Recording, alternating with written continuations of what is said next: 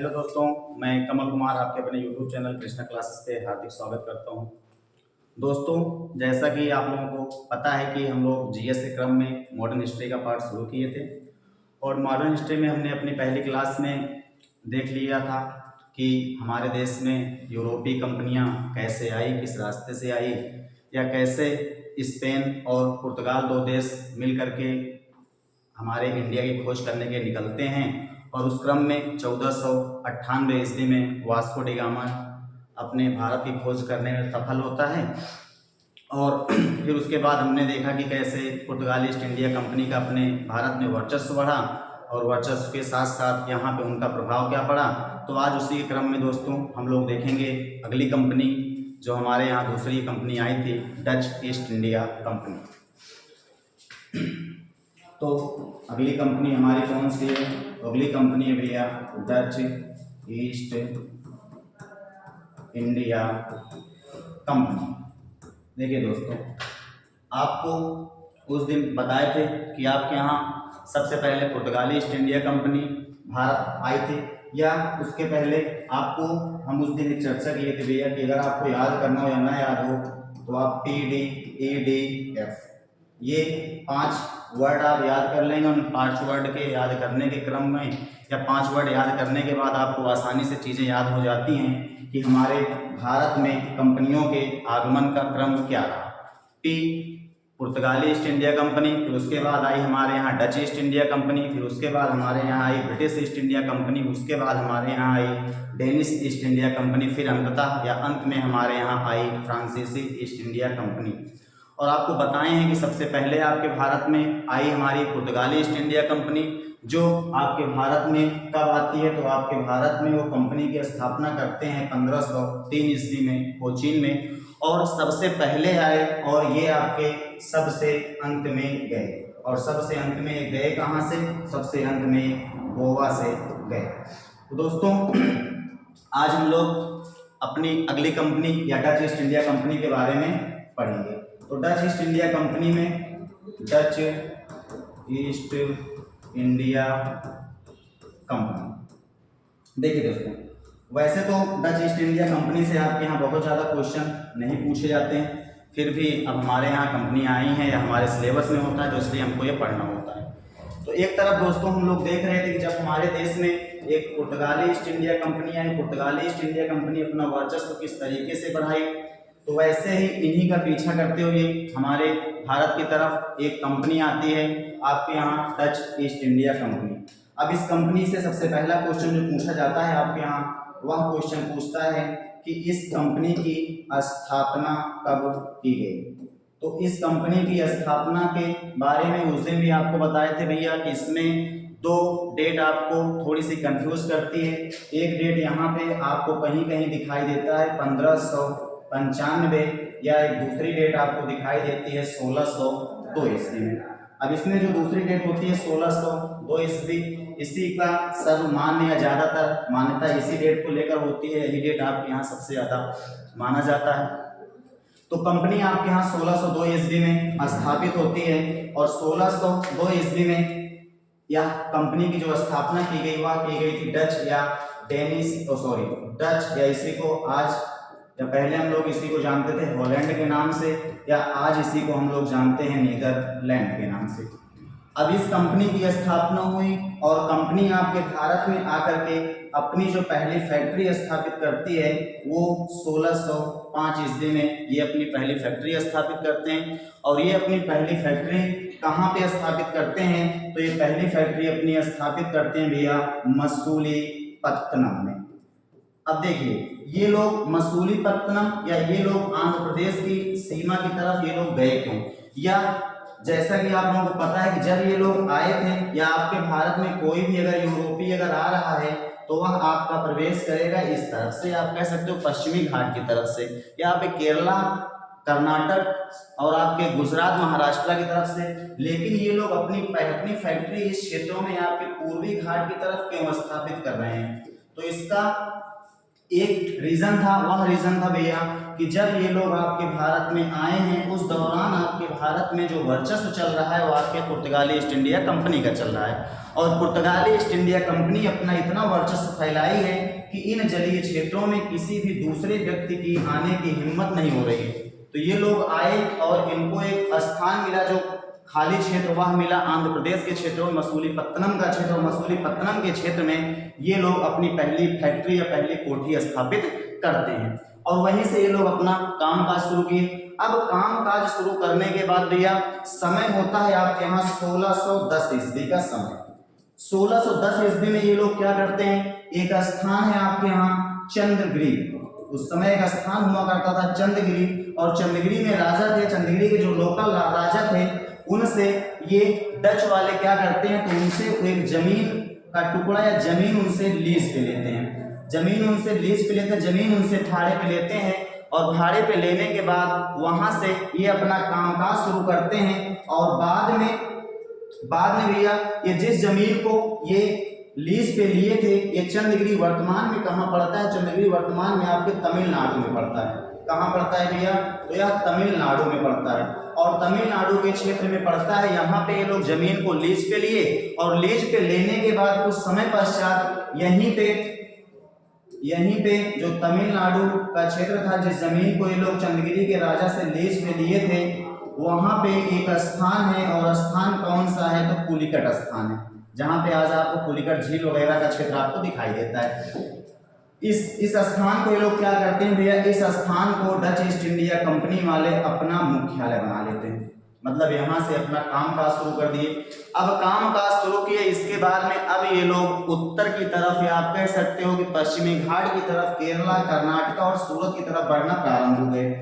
अब ये लोग हर जगह पे पराजित करने लगे आपके किसको, तो पुर्तगाली ईस्ट इंडिया कंपनी को परेशान करने लगे।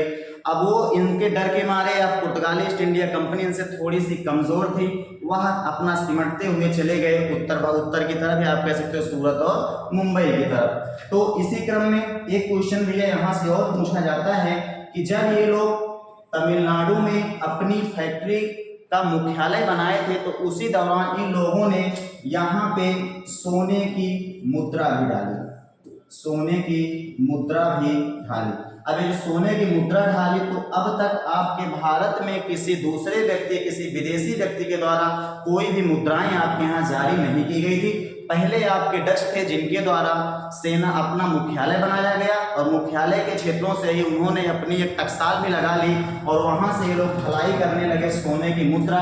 उस मुद्रा को क्या कहते हैं, यहाँ से क्वेश्चन आपके पूछे जाते हैं, तो उस मुद्रा को कहा जाता है भैया पैगोडा। तो ये क्वेश्चन आपका यहाँ से बहुत या कई बार आपके वनडे एग्जाम में क्वेश्चन दिखाई देता है कि पैगोडा नामक सोने की मुद्रा किसके द्वारा जारी की गई थी। तो पैगोडा नामक सोने की मुद्रा जारी की गई थी डचों के द्वारा, और ये छपी कहाँ से थी भैया, किस टकसाल से, तो इसे आपके छापते थे पुलिकट के स्थान से। अब क्या हुआ, ये अपना वर्चस्व बढ़ाते हुए चले जा रहे हैं, अपनी मुद्राएं भी जारी कर लिए, क्षेत्रों पे इनका कब्जा भी हो गया, पूरा का पूरा पूर्वी घाट इनका हो गया। अब पश्चिमी घाट पे पराजित करते हुए या भगा रहे हैं आपके पुर्तगाली ईस्ट इंडिया कंपनी को। अब पुर्तगाली ईस्ट इंडिया कंपनी को लगने लगा कि यार हमारा बहुत लंबा टिकना यहाँ पे संभव नहीं है।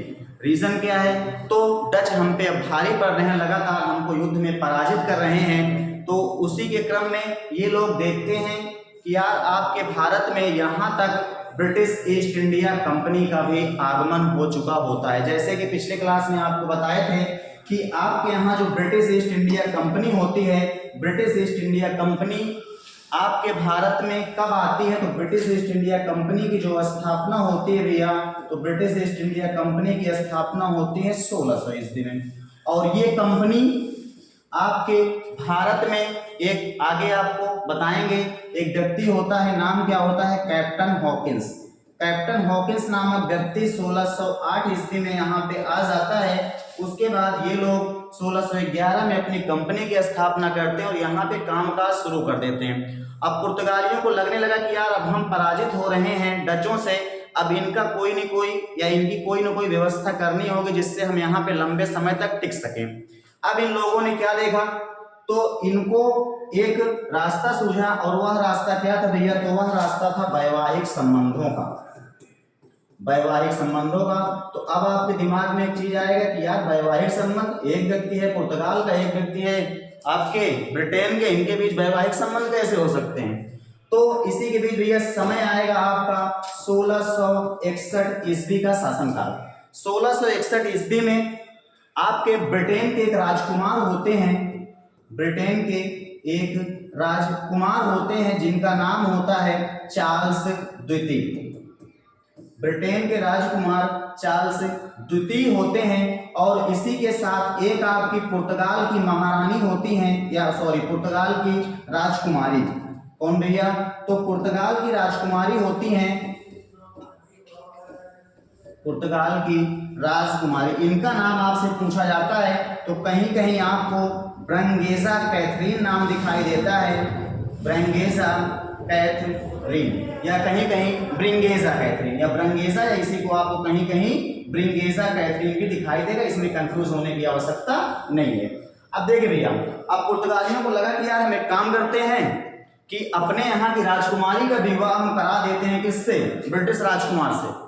अब जब इनके बीच हम विवाह करा देंगे, हमारे बीच वैवाहिक संबंध हो जाएंगे, तो चूंकि हम लोग यूरोप के ही हैं, तो जब हमारे यहाँ वैवाहिक संबंध है, मतलब अब हम एक दूसरे के हो जाएंगे समधी। जब एक दूसरे के समधी हो जाएंगे तो उसके बाद अब क्या करेंगे? अब जब हम दोनों लोग मिल जाएंगे तो दोनों लोग मिल करके अब किसका मुकाबला करेंगे? दोनों लोग मिल करके मुकाबला करेंगे डचों का। और ऐसा हुआ भी। 1661 में इन दोनों का विवाह करा दिया गया, और विवाह के स्वरूप जो आपकी पुर्तगाली ईस्ट इंडिया कंपनी थी, जो पुर्तगाल था, उन्होंने क्या किया भैया? तो उन्होंने अपना एक मुंबई द्वीप था, मुंबई द्वीप जो आज किस द्वीप पर अवस्थित? तो आज आपका सालसट द्वीप पर अवस्थित है। मुंबई द्वीप को इन लोगों ने क्या किया भैया? तो मुंबई द्वीप को इन लोगों ने दहेज में दे दिया। किसको? तो आपके ब्रिटेन के राजकुमार चार्ल्स द्वितीय को। अब आप सोचिए कि पुर्तगाली ईस्ट इंडिया कंपनी का इतना वर्चस्व बढ़ गया है कि आपके भारत में रह रहे हैं, भारत के टेरिटरी पे रह रहे हैं, भारत के क्षेत्रों में रह रहे हैं, भारत में व्यापार कर रहे हैं, भारत में खा रहे हैं, हर चीज भारत में कर रहे हैं, लेकिन भारत का एक क्षेत्र विवाह हो रहा है ब्रिटेन और पुर्तगाल के बीच, और भारत का क्षेत्र दहेज में दिया जा रहा है। तो कितने शर्म की बात है। लेकिन फिर भी उस समय इतना वर्चस्व बढ़ चुका था पुर्तगाल कि मुंबई के ऊपर वो कैप्चर करके बैठे थे, मुंबई को उनके हाथ में दिख रहा था, मुंबई को लोग क्या किए भैया? दहेज में दे दिए। अब ये दोनों लोग मिल करके अपना शासन करने लगते हैं, अपने क्षेत्रों पे व्यापार करने लगते हैं, और इसी के बीच आपके यहाँ अब डायरेक्ट लड़ाई होने लगी ब्रिटिश ईस्ट इंडिया कंपनी और डचों के बीच। और इसी के साथ समय आता है, समय बीतता जाता है, और आपके यहाँ समय आ जाता है 1759 ईस्वी में। और 1759 ईस्वी में एक घटना होती है, या एक युद्ध आपका लड़ा जाता है। कौन सा युद्ध? तो उसका नाम आपको दिखाई देता है भैया, वेदरा का युद्ध। समय की बात की जाती है, समय होता है 1759 ईस्वी में वेदरा का युद्ध। और वेदरा का युद्ध जो लड़ा गया वह आपके दो व्यक्तियों के बीच, दो कंपनियों के बीच लड़ा जा रहा है। वह आपका लड़ रही है, एक तरफ है कंपनी आपकी कौन से? ब्रिटिश ईस्ट इंडिया कंपनी,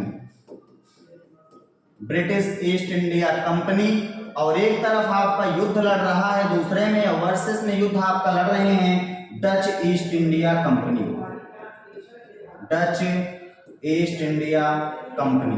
अब देखिए भैया, इस युद्ध में क्या हुआ? इस युद्ध में ब्रिटिश ईस्ट इंडिया कंपनी बढ़त पा जाती है और आपके डच ईस्ट इंडिया कंपनी को पराजित कर देती है। डच ईस्ट इंडिया कंपनी पराजित हुई, और पराजित होने के बाद डच ईस्ट इंडिया कंपनी का अपना बोरिया बिस्तरा बन गया, और ये सीधा यहाँ से चली गई अपने देश, या चली गई यूरोप।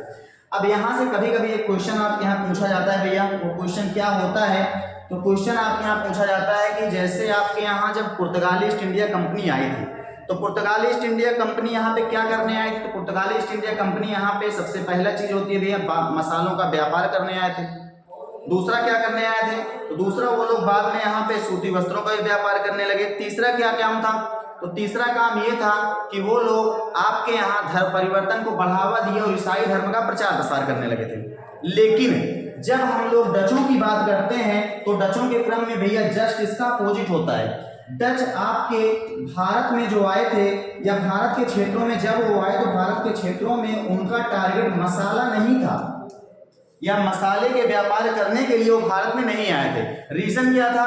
तो मसालों की आपूर्ति इनको एक देश में हो रही थी इसके पहले से, कहां पर भैया? तो इंडोनेशिया में केवल इन्हीं का वर्चस्व था और यही अपना व्यापार इंडोनेशिया से कर रहे थे। तो इंडोनेशिया से इनको एक चीज कम मात्रा में मिल रही थी, वह था क्या? वह था आपके यहाँ सूती वस्त्र। तो सूती वस्त्र को प्राप्त करने के लिए ये लोग आए थे, लेकिन पुर्तगाली, ब्रिटिश, ये लोग आपके यहाँ मसालों का मेन टारगेट लेके आए थे, क्योंकि उनको इतना बड़ा मार्केट कोई मिल नहीं रहा था। इंडोनेशिया मसालों का सबसे बड़ा एक क्षेत्र माना जाता था, लेकिन वहां पे जो आपकी डच कंपनी थी वह अपना वर्चस्व लेकर बैठे थे। वहां पे इनकी कोई दाल गलने वाली नहीं थी, वहां पे इनका बहुत बड़ा वर्चस्व दिख रहा था, वहां पे इनकी सेनाएं थी, वहां पे इनकी कंपनियां बहुत अच्छे तरीके से काम कर रही थी। तो अब यहाँ से डच ईस्ट इंडिया कंपनी जब युद्ध हार जाती है वेदरा का, तो इसको लगता है कि यार हम लोग चलते हैं, क्योंकि हम भारत में वैसे ही बहुत बड़ा व्यापार नहीं कर रहे थे, सूती वस्त्र का व्यापार हम थोड़ा बहुत कर रहे थे, वो भी अपना समेटे और यहाँ से ये लोग चले गए। तो आपसे डच ईस्ट इंडिया कंपनी से बहुत ज्यादा क्वेश्चन पूछे नहीं जाते, बस क्वेश्चन पूछा जाएगा। तो पहला पूछेगा डच ईस्ट इंडिया कंपनी की स्थापना कब हुई? तो आप बताते हो भैया कि डच ईस्ट इंडिया कंपनी की स्थापना 1602 में हुई, या कहीं कहीं 1595 ऑप्शन दिखता है। फिर डच ईस्ट इंडिया कंपनी की पहली फैक्ट्री भारत में कहाँ लगी? तो पहली फैक्ट्री भारत में लगी मसूलीपट्टनम में। फिर डच ईस्ट इंडिया कंपनी ने अपना मुख्यालय कहाँ बनाया? तो डच ईस्ट इंडिया कंपनी ने अपना मुख्यालय बनाया पुलिकट में। अब डच ईस्ट इंडिया कंपनी जब आपके यहाँ स्थापित हुई, तो इसके पहले डचों ने अपना एक गवर्नर बनाकर भारत भेजा था, उसका नाम आपसे कभी कभी पूछा जाता है, तो उसका नाम होता है भैया हाउटमैन। हाउटमैन नामक गवर्नर होता है। यह आपके यहाँ किसकी तरफ से आया था? तो यह आपके यहाँ आया था डच ईस्ट इंडिया कंपनी की तरफ से। डच ईस्ट इंडिया कंपनी की तरफ से भारत आया था। यह आपसे क्वेश्चन डायरेक्टली पूछता है कि डच ईस्ट इंडिया कंपनी की तरफ से गवर्नर कौन आया था, या हाउटमैन जो गवर्नर था इसका संबंध किस कंपनी से था? तो इसका संबंध था आपके यहाँ कौन सी कंपनी से? डच ईस्ट इंडिया कंपनी से। फिर इन लोगों ने और क्या किया था? तो इन लोगों ने आपके यहाँ पैगोडा नामक सोने की मुद्रा चलाई थी। कहां से वो छापे थे पैगोडा नामक सोने की मुद्रा? तो वो छापे थे आपके यहाँ पुलिकट के पास से, पुलिकट अपने मुख्यालय के पास से।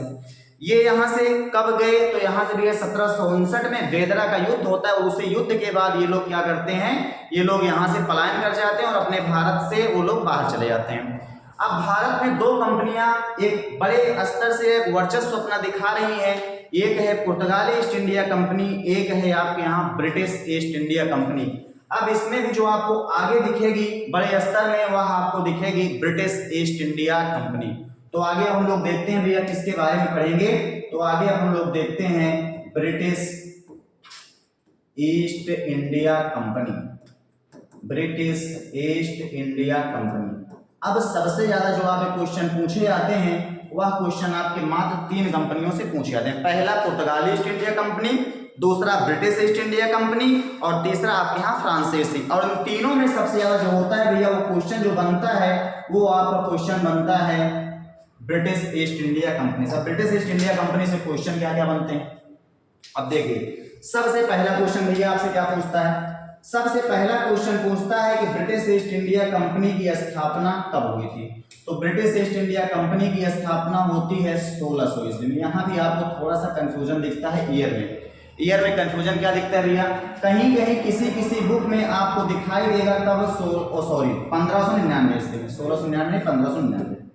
तो कहीं कहीं आपको क्या दिखता है 1599। अब आपको कैसे दिखते हैं? तो देखिएगा भैया, ये कंपनी आपकी प्राइवेट कंपनी थी, जिसमें आपके ब्रिटेन के लगभग 217 एक प्राइवेट व्यक्ति है, एक बड़े व्यापारी आपके मिलते हैं और एक कंपनी की स्थापना करते हैं। सोचते हैं कि चलते हैं हम लोग अपने ब्रिटेन के बाहर एशिया के क्षेत्रों में या पूर्वी एशिया के क्षेत्रों में लोग जाके व्यापार करेंगे।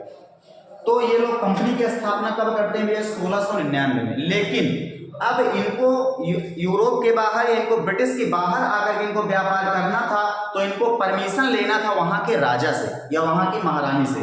और उस समय जो वहां के राजा थे उनका नाम भी आपको वनडे एग्जाम में बहुत पूछा जाता है कि भैया जब ब्रिटिश ईस्ट इंडिया कंपनी की स्थापना हुई उस समय ब्रिटेन के राजा और ब्रिटेन की महारानी कौन थी? तो उस समय जो ब्रिटेन के राजा थे भैया उनका नाम आपसे पूछा जाता है, तो उनका नाम था जेम्स प्रथम। राजा का नाम क्या था भैया? जेम्स प्रथम। महारानी का नाम क्या था? तो महारानी का नाम होता है एलिजाबेथ प्रथम। तो पहला क्वेश्चन कि ब्रिटिश ईस्ट इंडिया कंपनी की स्थापना के समय ब्रिटेन के राजा कौन थे? जेम्स प्रथम थे। ब्रिटिश ईस्ट इंडिया कंपनी के समय ब्रिटेन की महारानी कौन थी? तो आपकी एलिजाबेथ प्रथम थी।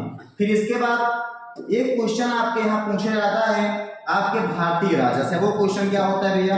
तो वह क्वेश्चन आपके यहाँ पूछता है कि जिस समय ब्रिटिश ईस्ट इंडिया कंपनी की स्थापना हुई थी उस समय आपके भारत में या भारत का दिल्ली क्षेत्र के राजा कौन थे? भारत के राजा कौन थे?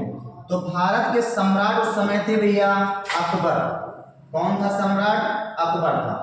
लेकिन यहां से क्वेश्चन और पूछता है कि जब कंपनी की स्थापना हुई तब राजा अकबर थे, लेकिन जब कंपनी आपके भारत में अपनी प्रथम फैक्ट्री लगाई तो उस समय राजा कौन थे? या जब ब्रिटिश ईस्ट इंडिया कंपनी आपके भारत में आई उस समय राजा कौन थे? तो उस समय भैया आपके यहाँ राजा होते हैं जहांगीर। चूंकि 1605 ईस्वी में ही अकबर का देहांत हो जाता है और अगला शासक जो बन जाता है वो होता है जहांगीर। तो पहला क्वेश्चन भैया, कंपनी की स्थापना 1599 1600 में। अब 1599 तो 1599 कुछ प्राइवेट व्यक्ति मिलकर के या कुछ व्यापारी मिलकर के कंपनी की स्थापना करते हैं और इसके बाद 1600 ईस्वी में इनको जो महारानी थी, महारानी एलिजाबेथ के द्वारा इनको क्या मिला था भैया? तो इनको मिला था परमिट या इनको परमिशन मिला था कि आप जा करके भारत के क्षेत्रों में व्यापार कर सकेंगे। तो इसलिए कहीं कहीं क्वेश्चन में आपको 1599 भी दिखता है, कहीं कहीं 1600 दिखता है। 1599 में कंपनी की स्थापना हुई थी और 1600 ईस्वी में इनको महारानी से मिला था परमिट या इनको मिला था परमिशन। इसलिए आपको दोनों क्वेश्चन दिखाई दें, लेकिन ज्यादातर क्वेश्चन आपको भैया जो सही होते हैं वो आपको 1600 ईस्वी आपको ज्यादातर सिलेक्ट करना है, ज्यादातर आपके सही होते हैं। तो क्वेश्चन यहाँ से क्या क्या हुआ? स्थापना हुई 1600 में, परमिट मिला महारानी एलिजाबेथ से। राजा कौन थे उस समय? तो जेम्स प्रथम थे। महारानी कौन थे उस समय? एलिजाबेथ प्रथम थे। जब आपकी कंपनी की स्थापना हुई, कंपनी की स्थापना के समय भारत के राजा कौन थे भैया? तो अकबर थे। मुगल वंश का या मुगल काल का शासनकाल चल रहा था। और जब भारत में पहली फैक्ट्री स्थापित हुई उस समय राजा कौन थे? या भारत में जब कंपनी आपकी आई ब्रिटिश कंपनी उस समय राजा कौन थे? तो उस समय आपके राजा थे जहांगीर। तो आगे चलते हैं, इसके बाद की घटना क्या होती है। तो इसके बाद ये देखिए, अब कंपनी की स्थापना हो गई ब्रिटेन में और कंपनी को 15 साल का एक एग्रीमेंट भी मिल गया कि अब आप जा करके भारत के क्षेत्रों में या भारत के आसपास के हिंद महासागर के क्षेत्रों में आप जाके व्यापार कर सकेंगे।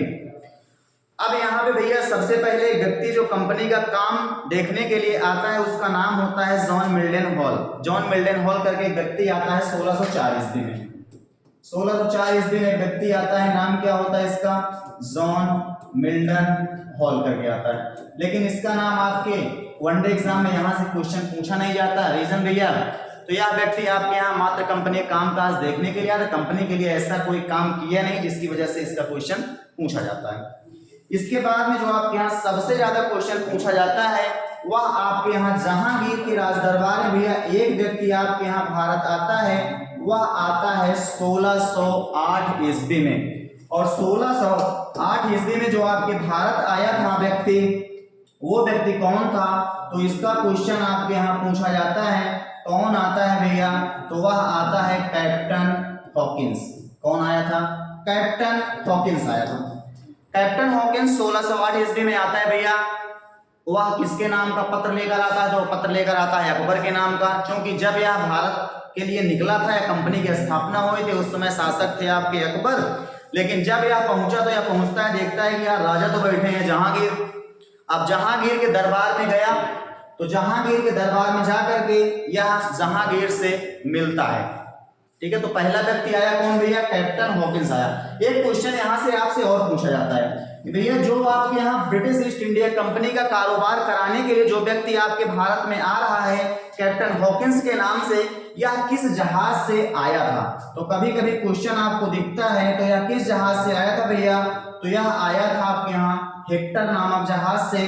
कैप्टन हॉकिंस 1608 ईस्वी में जहांगीर के दरबार में भारत आता है। फिर अगला क्वेश्चन यहाँ से क्या पूछता है भैया?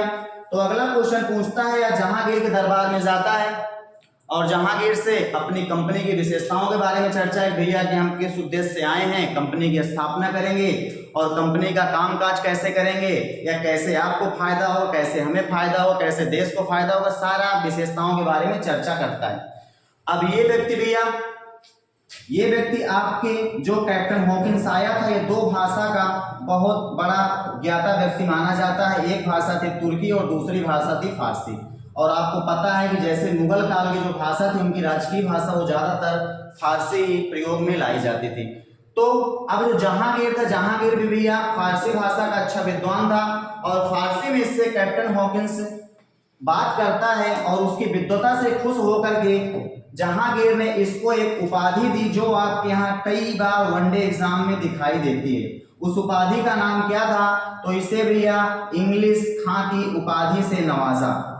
कौन सी उपाधि थी? इंग्लिश खां। तो आपसे यहाँ से क्या क्वेश्चन पूछता है कि इंग्लिश खां के नाम से किस ब्रिटिश व्यक्ति को जाना जाता है? तो इंग्लिश खां के नाम से जाना जाता है आपके यहाँ किसको भैया? तो वह व्यक्ति होता है आपके यहाँ कैप्टन हॉकिंस। कौन व्यक्ति होता है? Captain Hawkins. अब देखिए, अब ये व्यक्ति आया था कंपनी की इजाजत लेने के लिए। अकबर से बोलता है कि सर जी हमें एक काम करिए, कंपनी की इजाजत दे दीजिए, हम एक छोटी सी कंपनी अपनी खोलना चाहते हैं।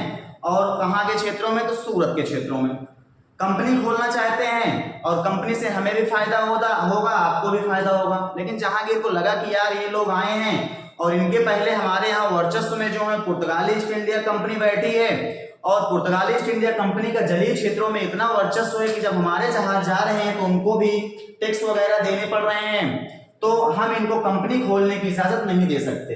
तो इनको क्या किया? तो कैप्टन हॉकिंस को जहांगीर ने कहा कि भैया एक काम करिए कि हम आपको कंपनी खोलने की इजाजत तो नहीं देंगे, बल्कि हम आपको एक छोटा सा काम प्रोवाइड करा देते हैं। और वह काम क्या था? तो इनको कहा कि हम आपको मनसबदार बना देते हैं। अब जैसा कि आप लोगों को पता होगा भैया कि मनसबदारी व्यवस्था किसके द्वारा लाई गई थी? तो मनसबदारी व्यवस्था लाई गई थी आपके मुगल शासक अकबर के द्वारा। ये व्यवस्था क्या थी?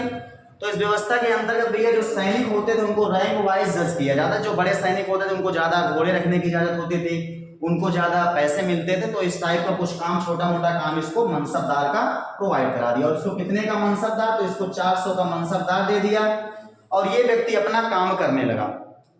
अब ये व्यक्ति मनसबदार का जो काम कर रहा है भैया, ये व्यक्ति आया था कंपनी के खोलने के लिए और इसको बना दिया गया मनसबदार। अब ये व्यक्ति क्या करता है? तो यहाँ से आपको थोड़ा सा कंफ्यूजन यहाँ पे आपको दिखाई देता है। 1608 में, 1611 में और 1613 में, तीनों डेट आप याद रखिएगा भैया।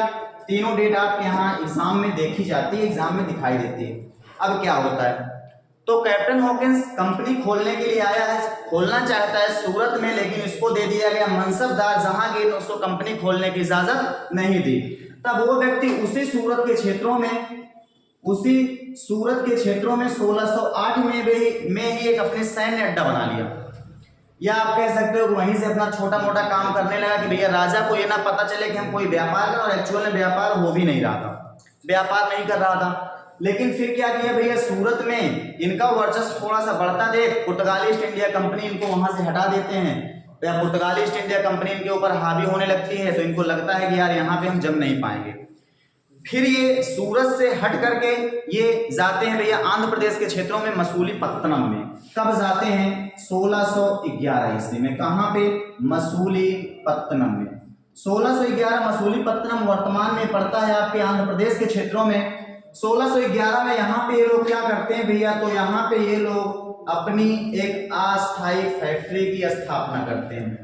तो आपको जैसा उस दिन की क्लास में बताया था भैया कि इस समय जो फैक्ट्रियां हुआ करते थे, यहाँ पे कोई प्रोडक्ट नहीं बनते थे, बल्कि ये एक वेयर हाउस के रूप में प्रयोग किए जाते थे। ये लोग सामान आपके इंडिया से खरीदते थे और उन सामान को इन्हीं वेयर हाउस में लाकर इकट्ठा करते थे। बाद में इसको जहाजों पे लाद करके बंदरगाह के माध्यम से भेज दिया करते थे यूरोप, और वहां पे जाकर एक कंपनियों में सामान बनता था। अब अस्थायी फैक्ट्री, या क्वेश्चन आपसे यहाँ से जो पूछा जाता है वो क्वेश्चन ये पूछता है कि ब्रिटिश ईस्ट इंडिया कंपनी की पहली अस्थायी फैक्ट्री कहाँ स्थापित हुई थी? 1611 में। लेकिन ब्रिटिश ईस्ट इंडिया कंपनी अपनी फैक्ट्री स्थापित करना कहाँ चाहती थी? तो वह चाहती थी सूरत में, लेकिन सूरत में स्थापित नहीं कर पाई। तो किसकी वजह से? पुर्तगालियों के डर से। लेकिन इसी बीच भैया ब्रिटिश ईस्ट इंडिया कंपनी को एक मौका मिलता है अपनी कंपनी स्थापित करने का, और वह मौका क्या होता है, तो वह मौका इनको लेकर आता है 1612 ईस्वी में। और 1612 ईस्वी में ब्रिटिश ईस्ट इंडिया कंपनी और पुर्तगाली ईस्ट इंडिया कंपनी आमने सामने भिड़ जाती है। या आपके ब्रिटिश ईस्ट इंडिया कंपनी को लगने लगा कि यार अगर हमें सूरत में जमना है तो हमें सबसे पहले अब टक्कर देनी होगी पुर्तगालियों को, और वह टक्कर इनको देते हैं 1612 ईस्वी में। एक युद्ध होता है, कौन सा युद्ध, स्वाली का युद्ध, या कहीं कहीं यही नाम आपको स्वाली ना लिख करके आपको स्वाली भी दिखाई दे सकता है। ये स्वाली है कहाँ पे, स्वाली था कहाँ पे, तो यह क्षेत्र आपका था सूरत में, एक छोटा सा गांव था जहां पर यह युद्ध लड़ा गया था। अब इस युद्ध में आपकी दो कंपनी आमने सामने आ गई। एक कंपनी है ब्रिटिश ईस्ट इंडिया कंपनी और दूसरी तरीके से दूसरी तरफ से आपकी है पुर्तगाल ईस्ट इंडिया कंपनी। अब ये दोनों कंपनियां लड़ी युद्ध में, और इस युद्ध में या युद्ध का परिणाम क्या हुआ, तो इस युद्ध में जो कंपनी 100 साल पहले से जमी थी यहाँ पे पुर्तगाली ईस्ट इंडिया कंपनी, इसको आपके ब्रिटिश ईस्ट इंडिया कंपनी ने पराजित कर दिया। अब ब्रिटिश ईस्ट इंडिया कंपनी ने पराजित कर दिया 1612 ईस्वी में, कौन से युद्ध में, स्वाली के युद्ध में। इसके बाद देखा जाता है या भैया जहांगीर को भी लगने लगा कि यार 100 साल से पुरानी है, 100 साल के पहले से जो हमारे यहाँ कंपनी जमी हुई थी पुर्तगाली ईस्ट इंडिया कंपनी, उसको एक कंपनी आई, मात्र अभी कुछ दिन पहले कंपनी आई और वो कंपनी उनको पराजित कर देती है।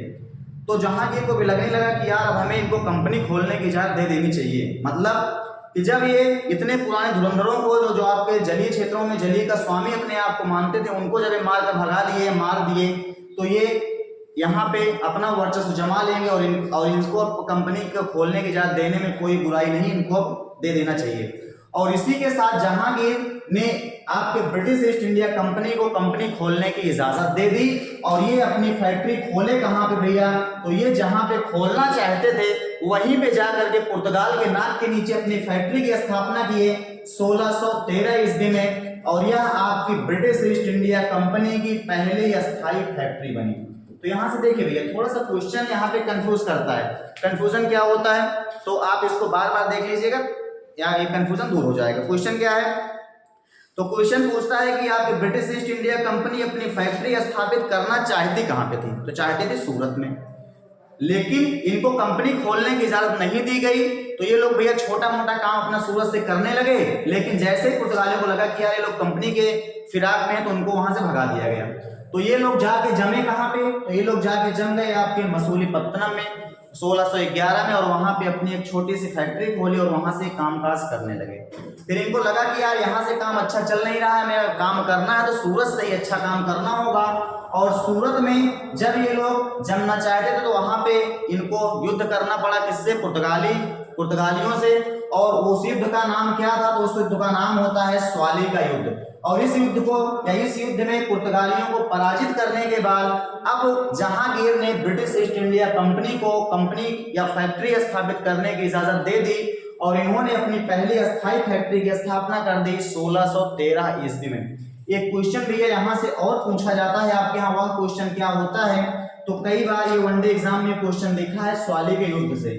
इस क्वेश्चन में ये पूछा जाता है कि जब ब्रिटिश ईस्ट इंडिया कंपनी ने स्वाली का युद्ध जीता था, तो इनके द्वारा युद्ध ये आपके जलीय क्षेत्रों में भी कर लड़ा गया था। उसके लिए इन्होंने जहाज का प्रयोग किया था। उस जहाज का नाम आपसे पूछा जाता है, तो उसका नाम था रेड ड्रैगन जहाज। तो उसका नाम आपसे पूछा जाता है, नाम आप लोग भैया याद रखिएगा। तो स्वाली के युद्ध में इन्होंने किस जहाज का प्रयोग किया था, तो इन्होंने रेड ड्रैगन नामक जहाज का प्रयोग किया था। इसके बाद हेक्टर और आपके कैप्टन हॉकिंस किस जहाज से भारत आया था, तो उसका नाम आपको बताए थे भैया, कैप्टन हॉकिंस जिस जहाज से भारत आया था उसका नाम क्या था, तो उसका नाम था हेक्टर नामक जहाज से भारत आया था। अब क्या हुआ, अब इनकी फैक्ट्री की स्थापना हो गई सूरत में। अब ये सूरत से अपना कामकाज करने लगे। इसके बाद ये क्या किए भैया, इसके बाद ये अब अपना वर्चस्व बढ़ाने लगे अपने दक्षिणी क्षेत्रों में। जैसे दक्षिणी क्षेत्रों में आप देखते हो, ये आपका सूरत का क्षेत्र था जहां से अपनी कंपनी की स्थापना की, फैक्ट्री की स्थापना की। कब, 1613 ईस्वी, यहाँ से काम कर रहे हैं। अब यहाँ से पुर्तगालियों की इनसे भिड़ने की हिम्मत नहीं हो रही। अब ये क्या काम किए, इसके बाद भैया समय होता है 1636 ईस्वी के आसपास का समय, और एक आपके यहाँ पे मद्रास होता है, ये मद्रास है, तमिलनाडु क्षेत्र के अंतर्गत आ जाता है। यहीं पे मद्रास में एक व्यक्ति होता है फ्रांसिस डे नामक व्यक्ति, फ्रांसिस डे नामक व्यक्ति जिसे आपके यहाँ मद्रास का जनक भी माना जाता है। ये फ्रांसिस डे नामक व्यक्ति यहाँ पे क्या करता है भैया, यहाँ के एक राजा थे और उन राजा से जमीन लिया लीज पर कि सर जी एक काम करो, हम यहाँ पे यार छोटा सा एक काम करना चाहते हैं और आपको हम उसके बदले यार देंगे पैसा या आपको टैक्स देंगे और आपका भी फायदा होगा, हम भी अपना थोड़ा छोटा मोटा व्यापार कर लेंगे। तो राजा को लगा कि यार कंपनी है, क्या करेगी हमारा, इसको दे देते हैं और कंपनी दे दी। उसके बाद भैया थोड़े ही समय में इन लोगों ने क्या किया, इन लोगों ने 1639 ईस्वी में यहाँ पे इन लोगों ने फोर्ट बना लिया, या इन लोगों ने अपने उस मद्रास क्षेत्र की क्या कर दी भैया, उसकी किलेबंदी कर दी। और जब राजा इसका विरोध करने लगा तो राजा को इन्होंने कहा कि भैया तुमसे डरने की हिम्मत थोड़ी है यार, क्योंकि जब हमने पुर्तगालियों को भगा दिया तुम्हारी क्या बात है। और अंततः राजा इनसे परेशान होकर खुद ही अपना क्षेत्र छोड़ करके चला गया। अब इन्होंने अपनी पहली किलेबंदी की। तो आपसे ये क्वेश्चन कई बार वनडे एग्जाम पूछा गया है कि ब्रिटिश ईस्ट इंडिया कंपनी ने अपने पहले किले का निर्माण कहाँ किया, तो मद्रास में किया। किले का नाम क्या था, तो किले का नाम था भैया सेंट जॉर्ज फोर्ट। ये क्वेश्चन आपके यहाँ पूछा जाता है कि सेंट जॉर्ज फोर्ट नामक किला किसके द्वारा बनवाया गया, तो ब्रिटिश ईस्ट इंडिया कंपनी के द्वारा। कहाँ पे बनवाया गया था, तो यह बनवाया गया था आपके यहाँ मद्रास में। मद्रास के राजा का क्षेत्र था, लेकिन उससे पहले लीज पे लिया गया, बाद में राजा को भगा दिया गया और यहाँ पे खुद ये लोग काम करने लगे। इसके बाद अब क्या क्वेश्चन, अब ये लोग भैया धीरे धीरे ये लोग अब अपना इधर के क्षेत्रों में अपना वर्चस्व दिखाने लगे। और यहाँ से एक नदी निकलती है, आप लोगों को पता होगा, हुगली नदी, जो अभी गंगा की सहायक नदी है। ये हुगली के क्षेत्रों में भी चले जाते हैं और हुगली के क्षेत्रों में जब ये पहुंचते हैं तो हुगली के क्षेत्रों में तो तब का समय होता है 1651 ईस्वी। और 1651 ईस्वी में ये लोग हुगली पे जाते हैं और हुगली में भी एक अपनी कंपनी की स्थापना, फैक्ट्री की स्थापना करते हैं और वहां से भी ये लोग कामकाज करने लगते हैं। और कामकाज अपना वर्चस्व बढ़ाने के लिए ये लोग क्या करते हैं भैया, तो समय होता है 1686 ईस्वी। 1651 में इन्होंने क्या किया भैया, तो 1651 में इन्होंने हुगली, कहीं कहीं आपको हुगली भी दिखाई देगा, हुगली में क्या किया, तो हुगली में अपनी फैक्ट्री की स्थापना की और यहाँ से भी कामकाज करने लगे। इसके बाद क्या हुआ, तो इसके बाद समय आता है आपके यहाँ 1686 ईस्वी का शासनकाल। अब यहाँ पे क्या किए भैया, अभी तक तो ये लोग फैक्ट्री का काम कर रहे थे। 1686 आते आते ये लोग क्या किए, तो ये लोग जो हुगली के लोकल लोग थे या वहाँ के जो व्यापारी थे या वहाँ के जो किसान लोग थे, उनको मार करके उनके साथ लूटपाट भी करने लगे, उनसे सामानों को छीनने लगे, उनके घर में छिनैती करने लगे, उनसे पैसे वगैरह छीनने लगे, लोगों को परेशान करने लगे, किसानों को परेशान करने लगे, व्यापारियों को परेशान करने लगे। तब क्या किया भैया, तब आपके लोकल जो लोग थे, वहाँ के व्यापारी थे, वो सीधा पहुंच गए जहांगीर के पास कि सर जी हम आपको यार टैक्स देते हैं कि आप हमारी सुरक्षा करिए, और ये कल के विदेशी आए हैं और हमें क्या कर रहे हैं, लोग मार रहे हैं, धमका रहे हैं, हम आपको भी टैक्स देते हैं, अब उनको भी टैक्स दें और हमें बचाए कौन। तो जहांगीर तुरंत क्रोधित होता है कि यार जिस कंपनी को हमने इजाजत दी वो कंपनी हुगली में जाकर के आतंक फैला रही है। और इसी के बाद जहांगीर पहुंचता है आपके यहाँ 1686 ईस्वी में हुगली के क्षेत्रों में अपनी सेनाएं लेकर। और जैसे ही देखते हैं ब्रिटिश ईस्ट इंडिया कंपनी वाले कि भैया जहांगीर आ गया, तो उन लोग हाथ पांव जोड़ करके बैठ गए कि सर जी गलती हो गई, अब ऐसी गलती नहीं करेंगे। तो जहांगीर ने कहा भैया ठीक है, आप लोग एक काम करो, आप लोग व्यापार कर सकते हो, बस आप एक काम करो कि ये जो इसमें मेन व्यक्ति था क्या करने के लिए, जो व्यक्ति यहाँ पे मेन लूटपाट का काम कराता था, जो लीडर था, उसका नाम आपसे यहाँ पूछा जाता है। तो उसका नाम था sir John child. Sir John child नामक एक व्यक्ति होता है जिसके माध्यम से वहां पे लूटपाट की जा रही थी हुगली में। तो अब क्या किया भैया, तो यहाँ पे जहांगीर ने कहा कि यार एक काम करो, तुम लोग यहाँ व्यापार करो, हमें तुमसे दिक्कत नहीं है, बस हमारे भारतीयों को आप परेशान ना करो, और अगर भारतीयों को परेशान करोगे तो आप लोग यहाँ से भागोगे। तो इन्होंने कहा कि एक काम करो यार कि आपका जो एक मुख्य व्यक्ति था, जो मेन आरोपी है सर जॉन चाइल्ड, इसको आप जितनी जल्दी हो सके भारत से इसको भगा दो, ये व्यक्ति हमें भारत में नजर नहीं आना चाहिए।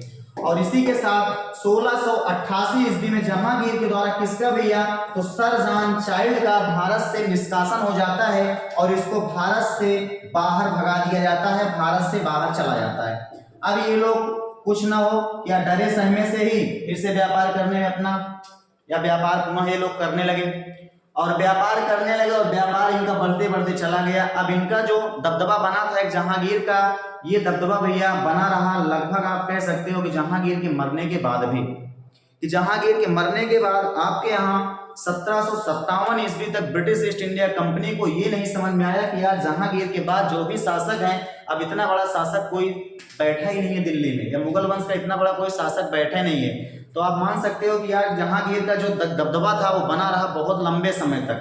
और इसी में फिर आप देखेंगे 1707 ईस्वी के आसपास में हो जाती है आपके जहांगीर की मृत्यु हो जाती है।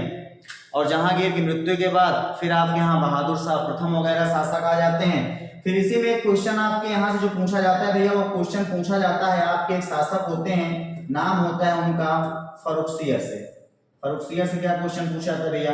तो संभवतः आप ये कह सकते हो कि यार ब्रिटिश ईस्ट इंडिया कंपनी जो आपके यहाँ इतने दिन जम पाई, उसमें या भारत की बर्बादी में एक बड़ा कारण रहा आपके यहाँ फर्रुखसियर भी।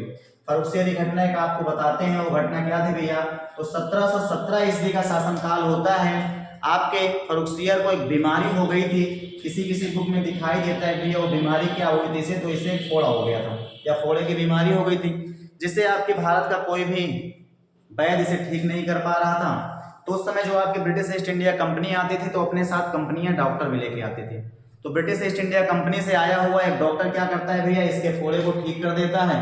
और उस फोड़े को ठीक करने के अवरेज में खुश होकर के व्यक्ति जोश जोश में क्या कहता है, सर जी एक काम करो यार, कि आपने हमारी बीमारी ठीक की है, आपको हम कुछ उपहार देना चाहते हैं। अब उपहार क्या है? तो इस व्यक्ति ने कहा कि यार आप लोग जो व्यापार करते हो कहाँ पे? बंगाल के क्षेत्र में। और कौन सा क्षेत्र?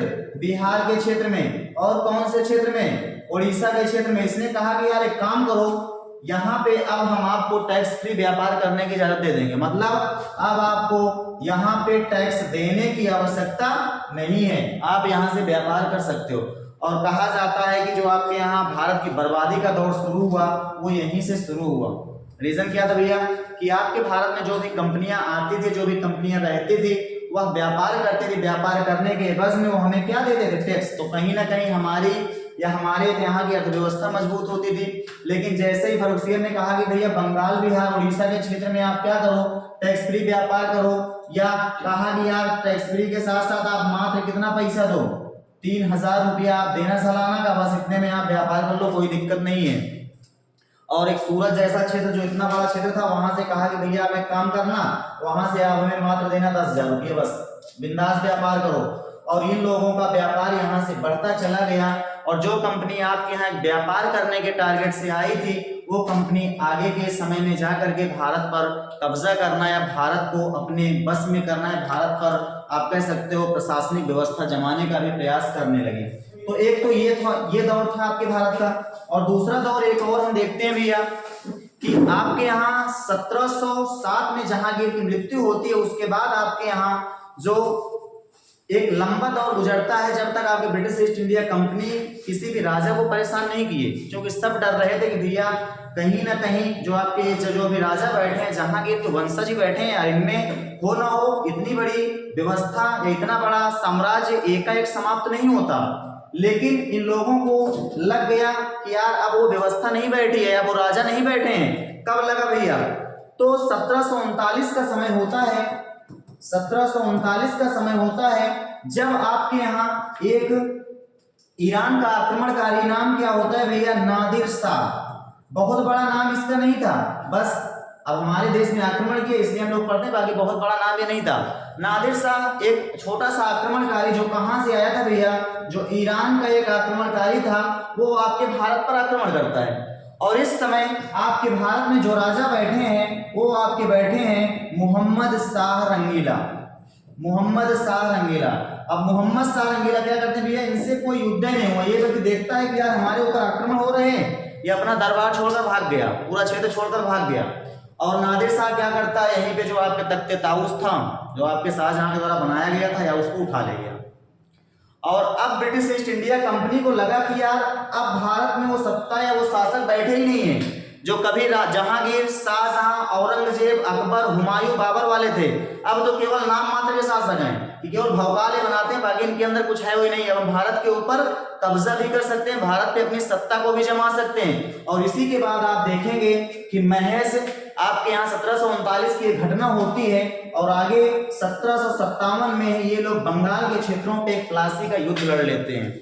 और प्लासी का युद्ध हुआ और प्लासी के युद्ध में जब सिराजुद्दौला हारता है तो इसके बाद तो आप मान के चलिए भैया कि अब भारत में इनकी पूरी की पूरी सत्ता ही जम गई। और भारत में अब जो एक कंपनी आपके यहाँ कभी व्यापार करने आई थी, वो कंपनी अब यहाँ पे जम करके आपके ऊपर राज करेगी। या पूरा का पूरा राज फिर 1757 से लगातार आपके यहाँ शासन करती हुई चलेगी। और जा करके फिर आपको पता ही होगा कि 1947 में हम लोगों को ये लोग आजाद किए थे। तो अभी तक फिलहाल भैया हम आपको बताए हैं, 3 कंपनियां बता चुके हैं। पहली कंपनी आपको पुर्तगाली ईस्ट इंडिया कंपनी बताए, दूसरी आपको डच ईस्ट इंडिया कंपनी बताए और तीसरा आपको ब्रिटिश ईस्ट इंडिया कंपनी बताए। तो ब्रिटिश ईस्ट इंडिया कंपनी आपके लिए इंपॉर्टेंट है, तो इसलिए हम लोग भैया एक बार थोड़ा सा इसको रिकॉल कर लेते हैं। तो रिकॉल में पहला क्वेश्चन क्या पूछा जाएगा, ब्रिटिश ईस्ट इंडिया कंपनी की स्थापना कब हुई? तो 1600 ईस्वी में स्थापना हुई। इसके बाद है क्वेश्चन कि ब्रिटिश ईस्ट इंडिया कंपनी की जब स्थापना हुई थी उस समय ब्रिटेन के राजा कौन थे? तो जेम्स प्रथम थे। ब्रिटेन की महारानी कौन थी? तो एलिजाबेथ प्रथम थी। उस समय भारत में किसका शासनकाल था? तो भारत में आपके मुगल शासक अकबर बैठा था। लेकिन ब्रिटिश ईस्ट इंडिया कंपनी जब आपके भारत में आई व्यापार करने के लिए, तब आपके यहाँ जहांगीर का शासनकाल था। भारत में आने वाला पहला व्यक्ति जो कंपनी की स्थापना करने के उद्देश्य से भारत आया था, वह आया था आपके यहाँ कैप्टन हॉकिंस आया था 1608 ईस्वी में। किस जहाज से आया था? तो आपके यहाँ हेक्टर नामक जहाज से आया था भारत। फिर आप बीच में क्वेश्चन भी अब भूल गए थे, एक क्वेश्चन थोड़ा सा मिस हो गया था, वो क्वेश्चन आप लोग लिख लीजिएगा या क्वेश्चन आप लोग जान लीजिएगा। 1615 ईस्वी में ही एक दूसरा व्यक्ति आपके यहाँ भारत आता है जो कंपनी के कामकाज से ही आता है, थॉमस रो।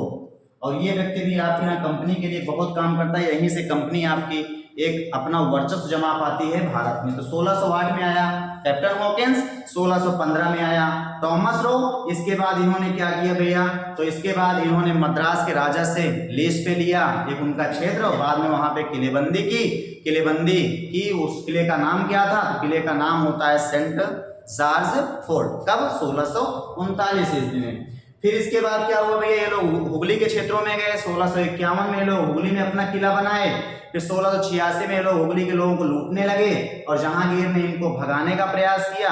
उसके बाद इन्होंने क्या किया? तो इन्होंने कहा कि भैया जिसकी वजह से घटना हुई है उसको हम भारत से निष्कासित कर देते हैं, और उसको भारत से बाहर भगा दिया गया।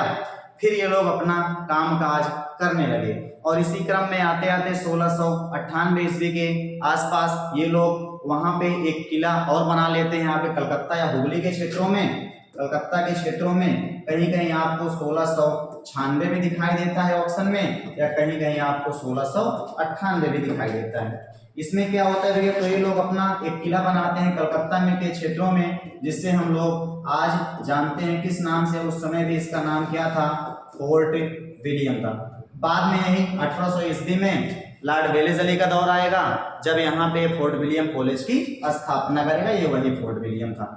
यहाँ पे फोर्ट विलियम में क्या बनाते हैं भैया? एक किला बनाते हैं। बाद में ये फोर्ट विलियम किला बनता है, जहां से आपके यहाँ जो भारत में IAS अधिकारी जो नियुक्त किया था उन सबकी क्या होती थी? यहाँ पे ट्रेनिंग होती थी।